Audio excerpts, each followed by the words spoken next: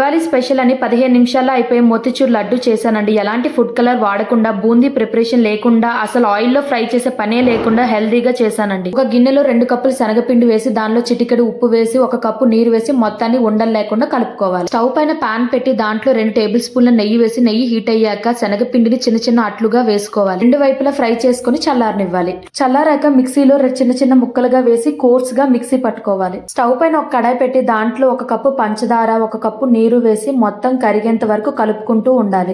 పంచదార కరిగిపోయాక 1 tea spoon ఇలాచీ powder, కొంచెం saffron వేసి మొత్తాన్ని మిక్స్ చేసుకోవాలి. దానిలో 1 టీ స్పూన్ నెయ్యి వేసి మొత్తాన్ని మిక్స్ చేసి పాకం చిక్కబడ్డాక ముందు కోర్స్ గా బ్లెండ్ చేసుకున్న పౌడర్ మొత్తాన్ని వేసి కలుపుకోవాలి. మీకు ఏ డ్రై ఫ్రూట్స్ అంటే ఇష్టమో వేసి మొత్తాన్ని కలుపుకొని చల్లారనివ్వాలి. చల్లారాక మీకు నచ్చిన సైజులో లడ్డూలు చుట్టుకోవడమే. ఈ రోజు మోతిచూర్ లడ్డూతో పాటు కీర్ మిక్స్ పాయసం చేశానండి. మీకు మీ కుటుంబ సభ్యులందరికీ దీపావళి శుభాకాంక్షలండి. Subscribe to my channel.